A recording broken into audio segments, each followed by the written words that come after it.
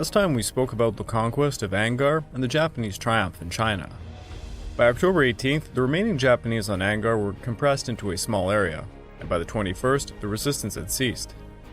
The Americans had suffered 264 killed and 1,355 wounded, while approximately 1,300 Japanese had been killed.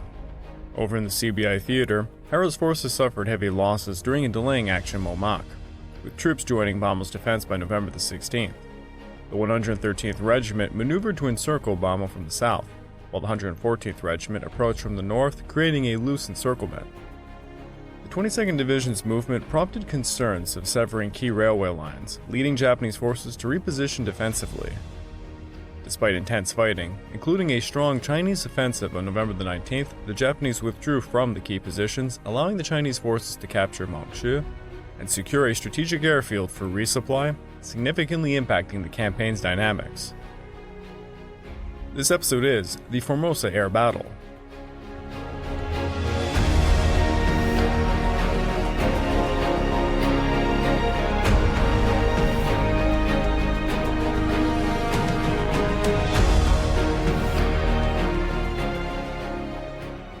Welcome back to the Pacific War Podcast week by week, and I'm your dutiful host, Craig Watson.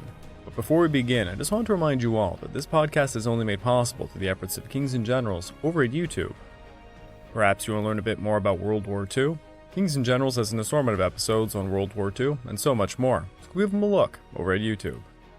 So please subscribe to Kings and Generals over at YouTube and continue to help us produce this content by checking out www.patreon.com/kingsandgenerals. And hey, don't forget about our sister podcast over at The Age of Conquest, the Fall and Rise of China podcast, written and narrated by me. And if after all that, if you're still hungry for some more history, why don't you check out my personal channel, the Pacific War Channel, found on YouTube and all major podcast platforms. Over on YouTube, I just released a full documentary on the life story of General William Rupertus. And as for podcasts, I am now in part 6 of an ongoing series covering the North Africa campaign during World War II. Also, if you'd like to support me more personally, you can check out my Patreon account at www.patreon.com/thepacificwarchannel, where for as little as $2 a month, you get access to the exclusive Patreon podcast, early access to all the content I make, and voting rights for what subjects I will tackle next. As we last saw in Peleliu, General Rupertus' 1st Marine Division, bolstered by Colonel Dark's 321st Regiment, successfully secured the island after approximately 2 weeks of intense fighting. However, Colonel Nakagawa's isolated and outnumbered garrison continued to resist in the Umabrogo Pocket.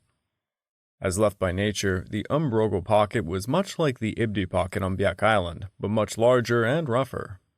Like Ibdi, the Umabrogo originally had a thick cover of tropical trees and dense jungle undergrowth which, as a result of continued air, naval, and artillery bombardment, including extensive employment of aerial napalm strikes, was gradually knocked down or burned away. Again, as on Biak, the Japanese had improved upon nature. There were many artificial or semi-artificial caves which had been constructed to protect the approaches to the intersections of the pocket, and the Japanese had improved almost every natural cave. Where no caves were available or could be constructed, the defenders employed rock faults and crevices for defensive positions. Digging new entrances to existing caves or even cutting new levels within some caves, the Japanese were well prepared to execute a long and bloody holding action along the many ridges. These ridges, with the exception of the Five Sisters group at the southern side of the pocket, were generally parallel and oriented north-northeast to south-southwest. Steep-sided and fissured, many of these razorback summits upon which had no cover could be found.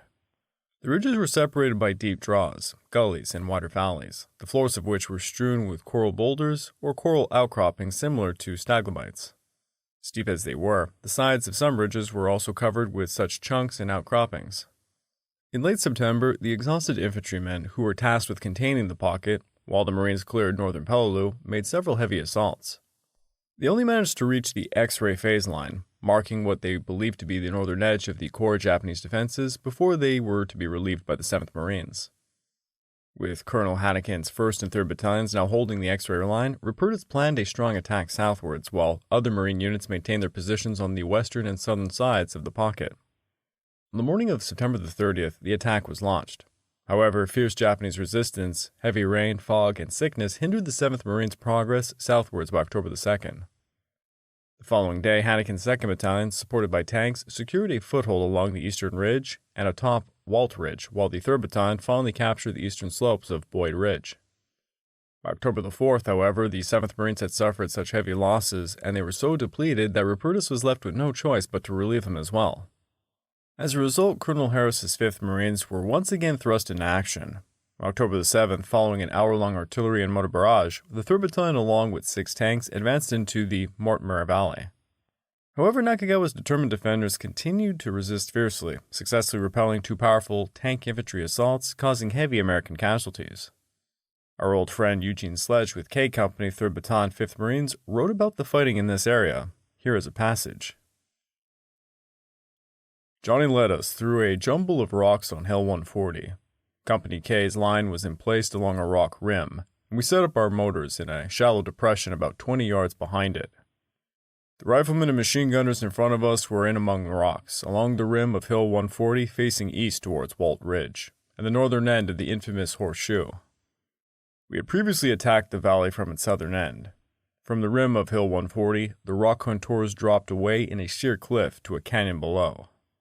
No one could raise his head above the rim rock without immediately drawing heavy rifle fire or machine gun fire. The fighting around the pocket was as deadly as ever, but of a different type from the early days of the campaign. The Japanese fired a few artillery and mortar barrages, just a few rounds at a time, when assured of inflicting maximum casualties. That they usually did, and then secured the guns to escape detection. Sometimes there was an eerie quietness. We knew they were everywhere in the caves and pillboxes, but there was no firing in our area, only the sound of firing elsewhere. The silence added an element of unreality to the valleys. If we moved past a certain point, the Japanese opened up suddenly with rifle, machine gun, motor, and artillery fire. It was like a sudden storm breaking. More than often than not, we had to pull back, and not a man in the company had seen a live enemy anywhere. They couldn't hope to drive us off by then, or being reinforced themselves. From that point onwards, they killed solely for the sake of killing, without hope and without any higher purpose. We were fighting in Peleliu's ridges and valleys, in terrains of the likes of which most Americans could not even visualize, against an enemy unlike anything most Americans could imagine. In response to this setback, Rupertus halted further offensive operations and ordered his forces to maintain pressure on the Japanese stronghold through sustained artillery fire and aerial bombardments. Over the next 2 days, this relentless bombardment cleared so much foliage and undergrowth that visibility across the ridges improved significantly. This allowed the attacks to resume on October the 9th, and although no ground was gained initially, Harris's 2nd Battalion succeeded in securing Wadi, Baldy, and 120 ridges on October the 10th. We then pushed south to capture the tactically vital Hill 140. From this position, a Marine howitzer provided critical support to the 5th and 7th Marines as they cleared an area approximately 700 yards long and up to 200 yards east beyond the previous containing lines, along the West Road. However, on October the 14th, Dark's 321st Regiment began moving up to relieve the Marines, as General Geiger had decided to end Marine participation in the Battle of Peleliu. Just before being relieved, Eugene Sledge wrote a passage about moving through positions in October, finding numerous dead, stinking in the hot sun. One corpse he found made a significant impact on him, and here is that passage. As we moved past the defile, my buddy groaned, "Jesus!" I took a quick glance into the depression and recoiled in revulsion at the pity of what I saw. The bodies were badly decomposed and nearly blackened by exposure. This was to be expected of the dead in the tropics, but these Marines had been mutilated hideously by the enemy. One man had been decapitated. His head lay on his chest, his hands had been severed from his wrists and also lay on his chest near his chin. In disbelief, I stared at the face and I realized that the Japanese had cut off the dead Marine's penis and stuffed it into his mouth. The corpse next to him had been treated similarly. The third had been butchered, chopped up like a carcass torn by some predatory animal. My emotions solidified into rage and a hatred for the Japanese beyond anything I'd ever experienced. From that moment on, I never felt the least pity or compassion for them, no matter what the circumstance. My comrades would field strip their packs and pockets for souvenirs and take gold teeth, but I never saw a Marine commit the kind of barbaric mutilation the Japanese committed if they had access to our dead. When we got back to the gun pit, my buddy said, "Sledgehammer, Did you see what the nips did to them bodies? Did you see what them poor guys had in their mouths?" I nodded as he continued. "Christ, I hate them slant-eyed bastards." "Me too. They're mean as hell," was all I could say. About mid-October, a number of command changes occurred in the Palos area. On the 12th, for instance, the 1st Marine Division was relieved of all responsibilities other than continuing the fight in the Umbrogo Pocket. The 321st Infantry took over the defense along the eastern arm, with the Island Garrison Force assuming responsibility for the area south of the pocket.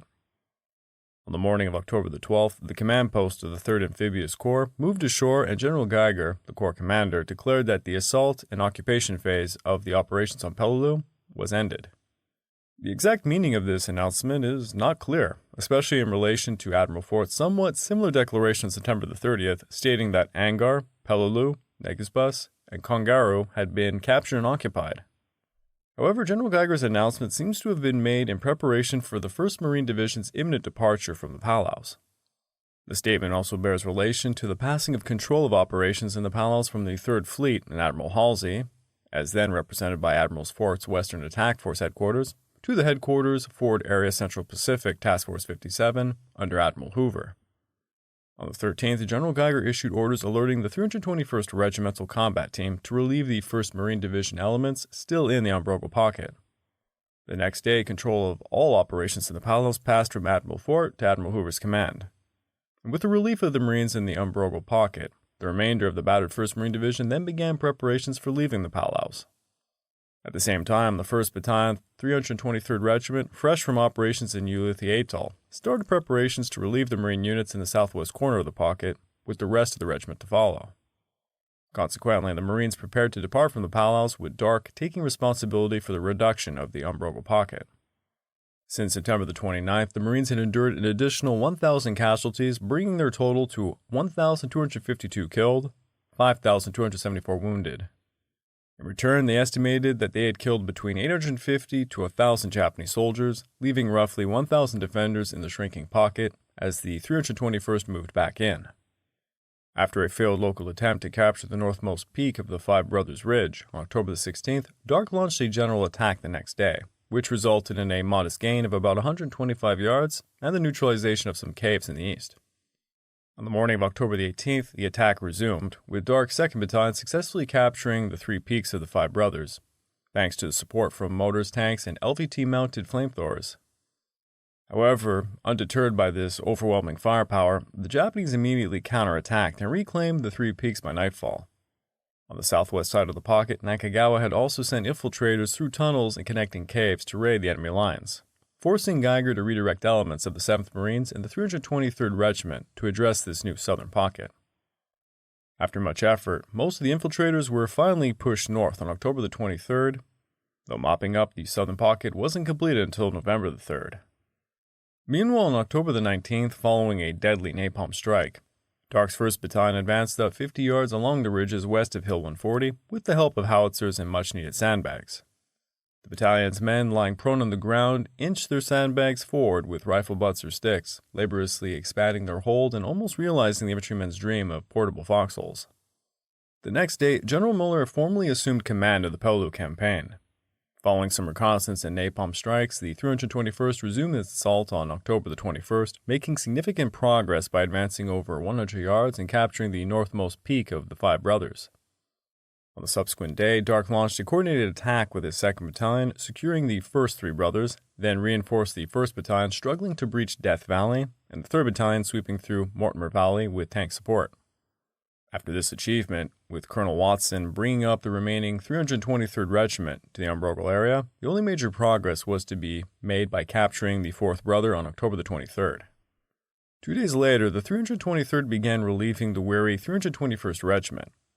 By this time, Dark had lost 146 men killed and 469 wounded on Peleliu. As Watson took over, Nakagawa's forces had been reduced to about 700 effective troops, including those lightly wounded. The pocket's dimensions had also been compressed to an average north-south length of about 600 yards. Fortunately for the defenders, heavy rains, fog, and poor visibility significantly hampered Watson's operations in the Umbrogo pocket from October the 26th to November the 1st. This period was used mainly for mortar barrages, napalm strikes, defensive enhancements, and extending sandbag fortifications. Despite this pause, Nakagawa launched near-nightly counterattacks over the next 6 days, primarily targeting the Five Brothers, which mostly resulted in further casualties for the defenders.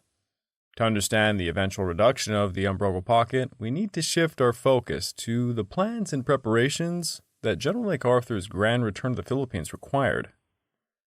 Previously, General MacArthur, along with Admirals Nimitz and Halsey, decided to abandon the preliminary operations for Mindanao and Yap in favor of a direct assault against Leyte.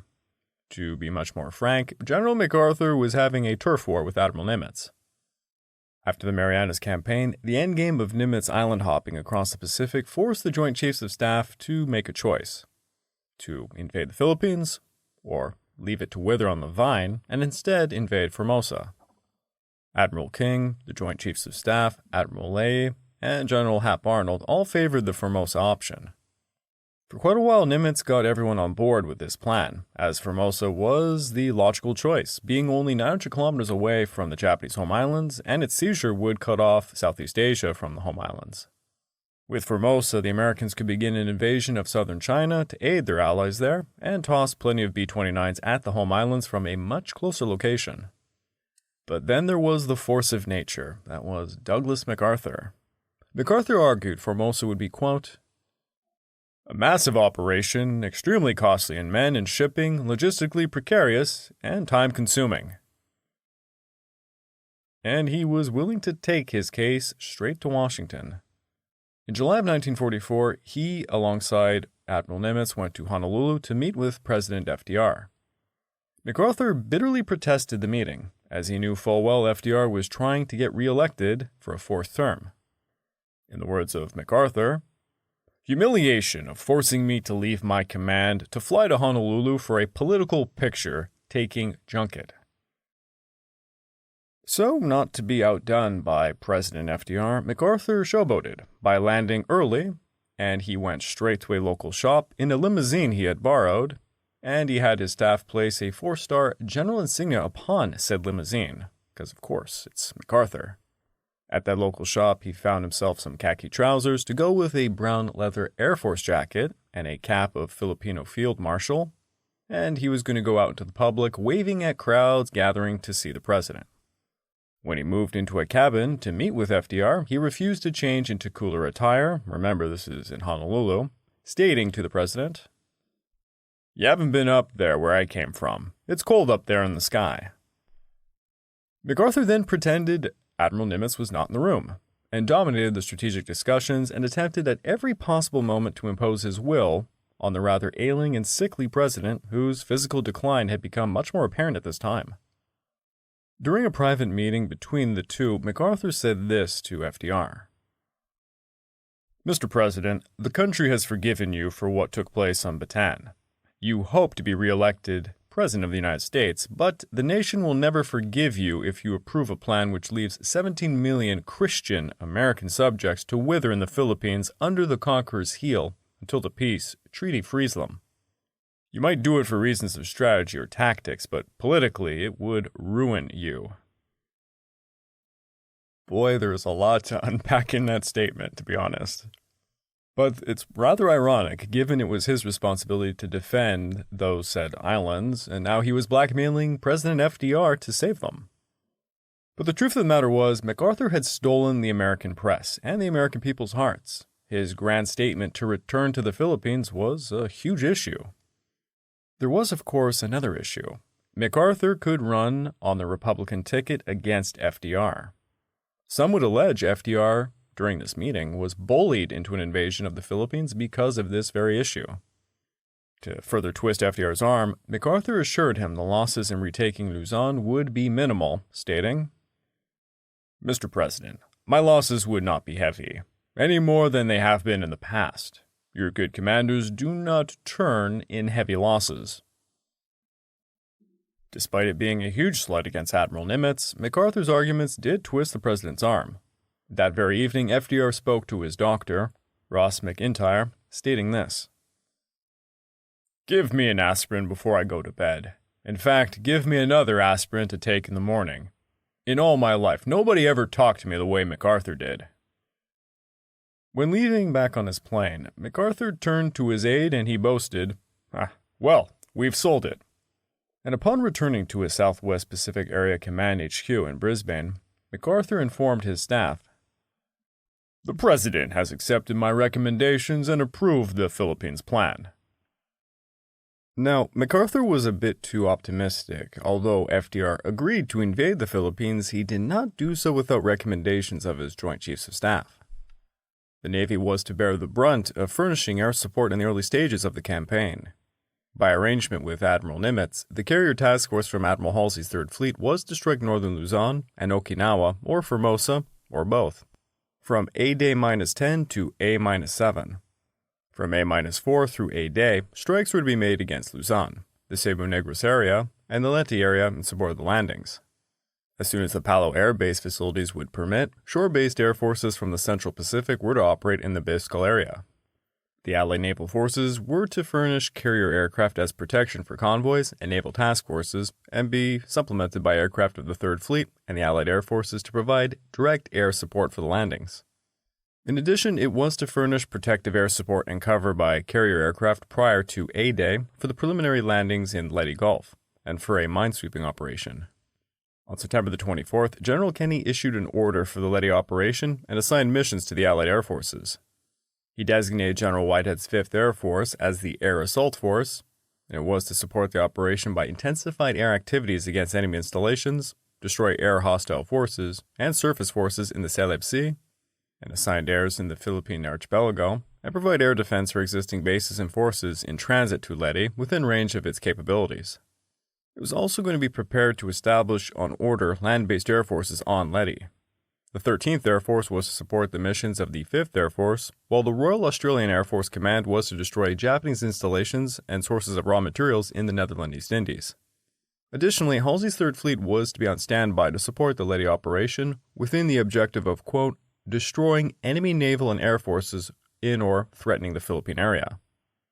Submarines from both the Southwest and Central Pacific areas would also provide support through offensive reconnaissance of likely Japanese routes, maintaining observation and lifeguard services, and offering weather reports and strategic patrols. Over on the ground, General Kruger's 6th Army would lead the Leyte assault, taking over the operation after the disbandment of the Alamo Force on September the 25th. With this force moving to the Philippines, General Eichelberger's 8th Army was assigned to garrison duties in New Guinea, New Britain, the Admiralties, and Morotai. For Operation King II, Kruger's forces included General Sibert's 10th Corps, consisting of the 1st Cavalry and the 24th Infantry Divisions, totaling some 53,000 men, and General Hodge's 24th Corps, comprising the 7th and 96th Divisions, totaling 51,500 men. The corps originally designated for the cancelled Yap operation were reassigned to the 6th Army, replacing the 14th Corps, which was meant to carry out the initial Leyte landings after securing Mindanao. However, the 14th Corps was still in the process of being relieved at Bougainville. To further support the operation, Kruger kept the 32nd and 77th Divisions in reserve, totaling approximately 28,500 troops. Kruger's plan involved an advance team, landing Lieutenant Colonel Henry Mookie's 6th Ranger Battalion on the islands guarding the approaches to Leyte Gulf on October the 17th. As the Rangers took control of these small islands, Admiral Oldendorf's Fire Support Group would initiate a comprehensive bombardment campaign in preparation for the landings. Minesweepers and underwater demolition teams would also begin clearing natural and man-made obstacles from the Gulf. On October the 20th, Admiral Barbie's Task Force 78 was to transport and land the 10th Corps, while Admiral Wilkinson's Task Force 79 was tasked with landing the 24th Corps. The reinforced 21st Regiment was scheduled to land at 9:30 a.m. near Panuan Strait, the southeastern tip of Leyte, to secure control of the entrance of Sogod Bay. Further north, the 10th Corps was to land 2 divisions abreast in the Batas and Palo areas at 10 a.m., while the 24th Corps would simultaneously land 2 divisions abreast in the Dulag area, about 50 miles to the south. Major General Vern Mudge's 1st Cavalry Division was to capture Tacloban at its airfield and secure control of San Juanico Strait, while Major General Frederick Irving's 24th Division seized Palau and advanced northwest through the Leyte Valley. The 2 divisions would then converge on Carigara on the northern end of the valley. Hodge's strategy involved Major General James Bradley's 96th Division landing between Dolag and San Roque to secure a segment of Highway 1 within the operational zone, as well as Catmon Hill and the Dagami Tanyuan area. Since Bradley's task was relatively easier, the 381st Regiment was designated as Kruger's floating reserve. At the same time, Major General Archibald Arnold's 7th Division was tasked with coming ashore in the Dulag area. One part of this division was to move south to capture Highway 1's bridge and the Dugutan River crossing at Dao, while the main force advanced along the Dulag-Branin Road to take Branin and then push on to Dogame. From there, Arnold's troops were expected to be ready to seize Abuyong and Bay, eliminating enemy forces on the west coast and in southern Leyte. Within the successful completion of these objectives, Kruger aimed to break the backbone of Japanese resistance. Consequently, with Leyte Valley and its airfields and base sites secured by the 6th Army, the 10th Corps would then advance south through the Ormoc Valley towards Ormoc, while the 24th Corps would move north from Bay along the Ormoc Bay coast to link up with Sibert.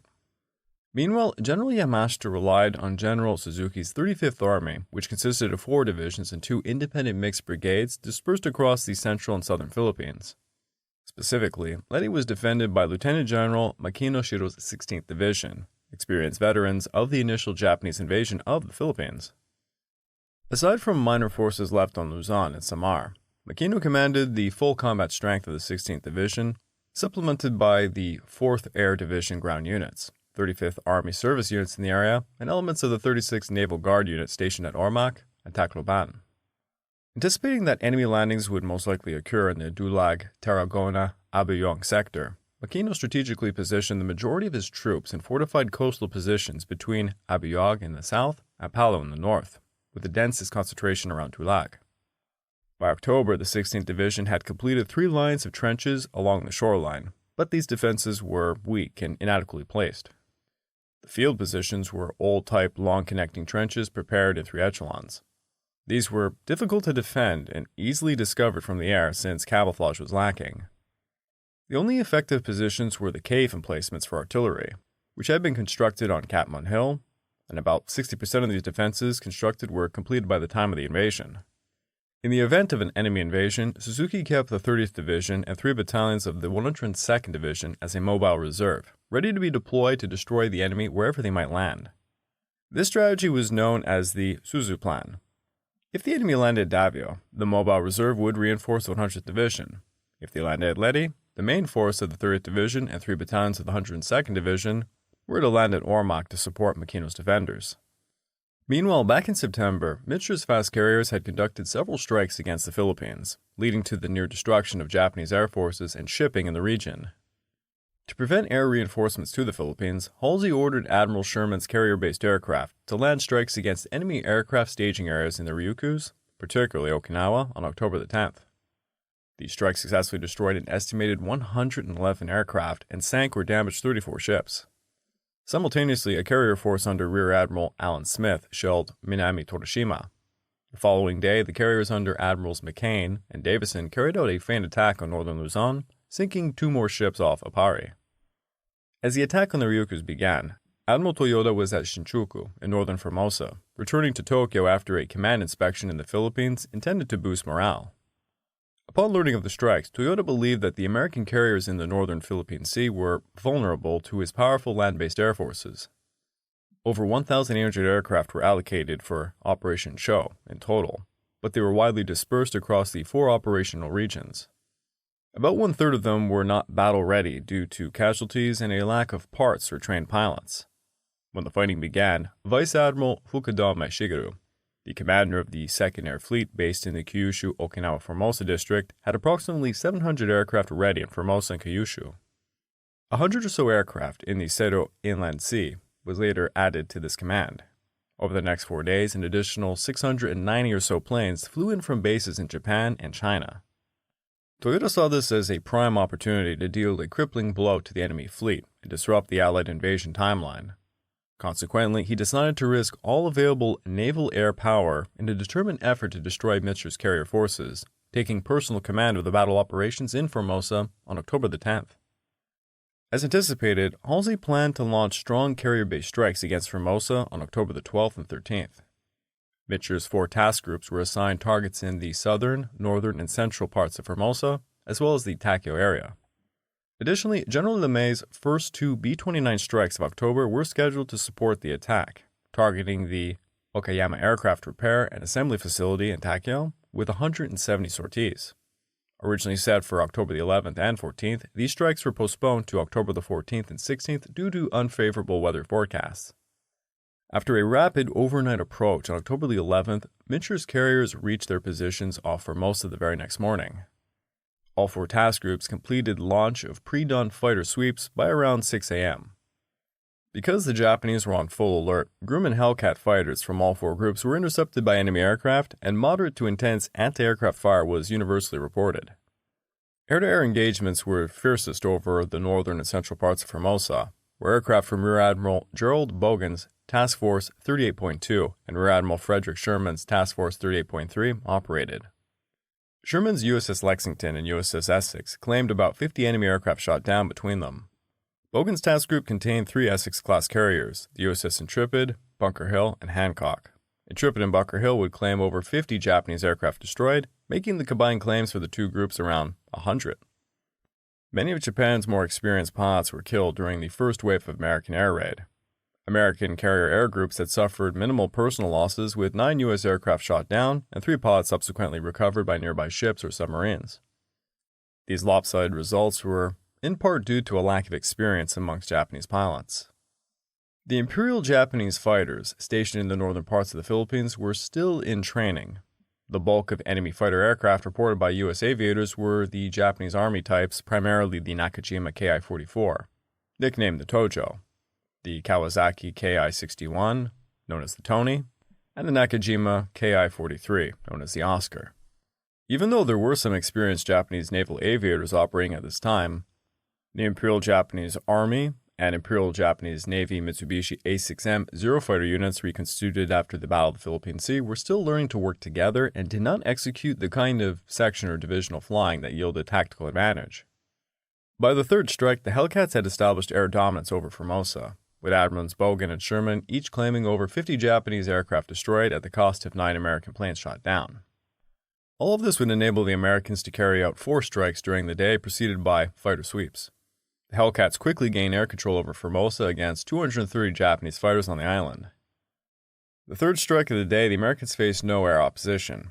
A total of 1,400 sorties were carried out in this day, sinking or damaging 24 vessels of the Pescadores and Takeo area.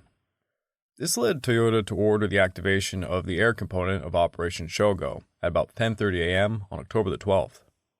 Although over 1,900 dispersed aircraft were assigned to Shogo, most did not arrive in the forward area for several days.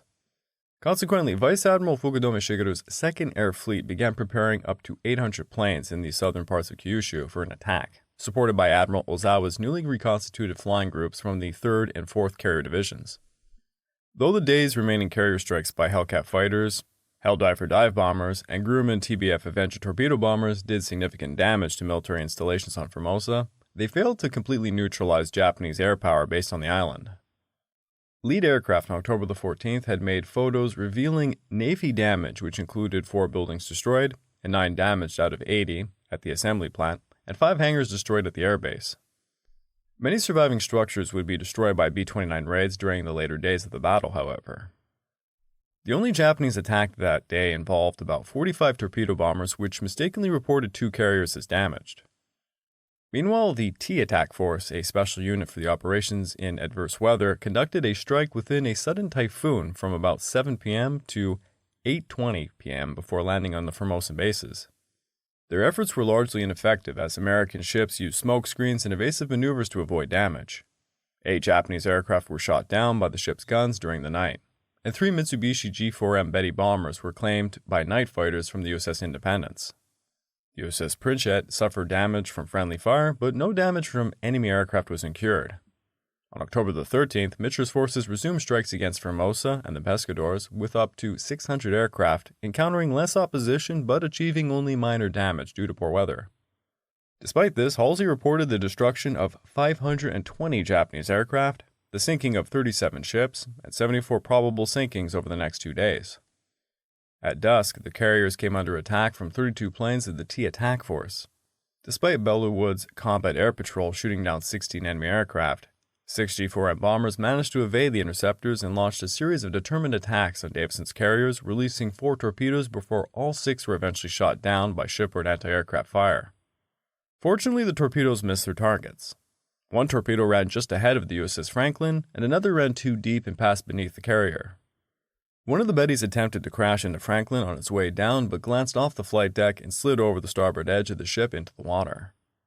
However, McCain's carriers faced more challenges as 8 B-6N-2 bombers evading radar detection by flying low attacked the group. While 6 of the bombers were shot down by anti-aircraft fire, one successfully torpedoed the cruiser Canberra, killing 23 crew members and causing severe damage. The torpedo struck the cruiser in a vulnerable spot under the main armor belt between both fire rooms. The ship lost all power, laying just 90 nautical miles off Formosa. As a result, Halsey organized a unit to tow Canberra to safety, necessitating an additional day of protection for the damaged cruiser. On October the 14th, Mitchell launched early morning fighter sweeps to suppress enemy air power over Luzon and Formosa, while the newly formed unit escorted Canberra. Japanese reports claimed 2 carriers were sunk and 1 was burning, leading Toyota to believe the enemy was retreating east after being severely damaged. Consequently, Fukudome ordered his full strength of 450 planes to launch from the southern parts of Kyushu, and Vice Admiral Shima Kiyoshide's 2nd Striking Force was deployed to sweep the waters east of Formosa. However, before the Japanese could counterattack, 130 B-29s from Chengdu attacked Formosa in the afternoon, with 104 bombers successfully dropping about 650 tons of bombs on Okayama and 13 hitting secondary targets. A dozen planes made emergency landings at friendly fields in China. 1 crashed near Chengdu, whence its crew walked out, and 1 was listed as missing. It was a cheap price to pay for a severe amount of damage done to Okayama's installation. At 3:25 p.m., Fukudome's initial wave of 124 planes attacked Bogein's carriers. A formation of 25 Yokozuka Judy dive bombers, using cloud cover to evade detection, was intercepted by the group's combat air patrol. Only a few Japanese planes made it past the American fighters. The surviving bombers were able to put 2 bombs in the vicinity of Hancock, and 1 hit the forward port side gun tube without detonating on impact. No serious damage was inflicted by this attack. At around 5 p.m., a large formation of the enemy showed up on radar headed towards Task Group 38.3. As before, a great many of these were shot down by combat air patrol. The surviving enemy planes flew down to the water level to evade further radar detection. These planes, being torpedo bombers and fighters, successfully ambushed the formation just a minute later. Evasive maneuvers, squall weather, and poor fighter cover on the part of the Japanese helped Task Group 38.3 escape without suffering any significant damage. The only bright spot for the Japanese was another twilight attack by the T-Force by 52 aircraft against Task Group 38.1.